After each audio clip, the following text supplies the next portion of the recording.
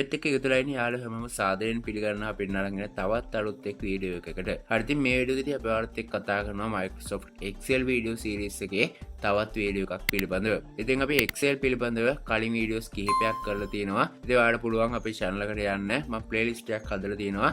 ඒ වගේම ඔයාලට පුළුවන් මේ වීඩියෝ එකේ description වලට යන්න.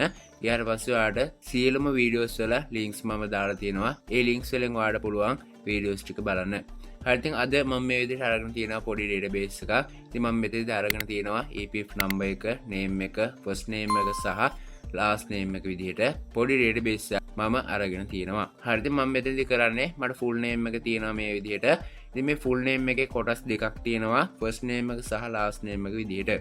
ඉතින් මට අවශ්‍යයි මේ තාරුකා සඳමාලී කියන නමේ first name එක විදිහට මේ තාරුකා කියන කොටසත් last name එක විදිහට මේ සඳමාලී කියන කොටසත් ලබා ගන්න. ඉතින් ඔයාලා හිතන්න ඔයාලා ආයතනයක වැඩ කරනවා නම් මේ විදිහට සේවකයෝ 20ක් 30ක් නෙවෙයි වැඩ කරන්නේ. ගොඩක් වෙලාවට 100ක් 200ක් සමහර විට 1000ක් 2000ක් වුණත් වෙන්න පුළුවන්. ඉතින් මේ වගේ අවස්ථාවක ඔයාලට මේක මැනුවල් ටයිප් කරන්න බෑ මේ first name එක සහ last name එක. ඉතින් මෙන්න මේ වගේ වෙලාවකට ඔයාලට පුළුවන් මේ Excel එක හරහා තප්පර දෙකකින් තුලින් මේ වැඩේ ඉවරයක් කරගන්න. ඉතින් අපි බලමු කොහොමද මේක කරගන්නේ කියන එක ගැන. ඉතින් මම මේ විදිහට ඉස්සෙල්ලම database එක select කරගන්න ඕන ඔයා. මම මේ විදිහට පළවෙනි cell එකට click කරලා ඊට පස්සේ control shift down arrow press කරගන්නවා. එතකොට මට මේ විදිහට සම්පූර්ණ database එක select වෙනවා. ඉතින් මෙතන ඔයාලට names 1000ක් තියෙනවා නම් names 1000ට යනකම්ම මේ විදිහට ඔයාලට select කරගන්න පුළුවන්. හරි ඊට පස්සේ ඔයා යන්න මෙතන tabs කිහිපයක් තියෙනවා. මෙතන දෙනවා data කියලා tab එකක්. ඔයා මෙතන click කරන්න. click කරාට පස්සේ මේ data වලට අදාළ options ටික display වෙනවා.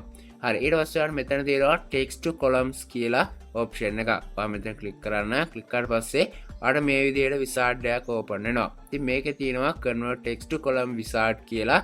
ඉතින් මේකේ step තුනක් තියෙනවා. ඔයා මේ විදිහට ඉන්නේ පළවෙනි step එකේ. ඉතින් මෙතෙදි ඔයාගෙන් අහනවා කොටස් දෙකක් delimited සහ fix with කියලා.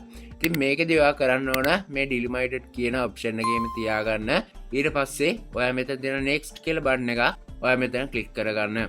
හරි click කරලා පස්සේ ඔයාලට second step එකට යනවා. ඊට පස්සේ ඔයා මෙන්න මෙතන තියෙන ටික් ටිකක් ඔයා මේ ටික් ටික දාගන්න ඕනේ. හරි ඊට පස්සේ ඔයාලට බලා ගන්න පුළුවන් මේ විදිහට data preview එකක් තියෙනවා. මේක ඔයාලට බලා ගන්න පුළුවන් මේ විදිහට ඔයාගේ name එක දෙකට වෙන් වෙලා තියෙනවා. හරි ඊට පස්සේ ඔයා next කරගන්න. ඊට පස්සේ ඔයා දාගන්න ඕන මේ name එක කොහාටද එන්න ඕනේ කියලා. හරි ඊට පස්සේ ඔයාලට පුළුවන් මෙතන තියෙනවා destination කියලා මෙතන මේ arrow එක click කරගන්න. හරි click කරලා පස්සේ ඔයාලට පුළුවන් data range එකක් දෙන්න. එහෙම නැත්නම් ඔයාලට පුළුවන් මෙතන එක cell එකක් විතරක් click කරන්න.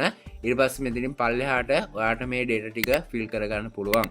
ඉතින් ඔයාලට පුළුවන් මේ විදිහට select කරන්නත්. එහෙම නැත්නම් ඔයාලට පුළුවන් පළවෙනි cell එක විතරක් click කරන්න. ඒක ප්‍රමාණවත් වෙනවා. ඉතින් ඔයාලා ගොඩක් ලොකු database එකක් පාවිච්චි කරනවා නම් සම්පූර්ණ database එක මෙතනින් ඔයාලට select කරන්න අවශ්‍ය නැහැ. ඔයාලට අවශ්‍ය කරන මේ විදිහට එක cell එකක් විතරක් click කරලා මේක enter කරගන්න. හරි මම මේ විදිහට enter කරනවා. enter කරාට පස්සේ ඔයාලට මේ විදිහට මේක බලා ගන්න පුළුවන්.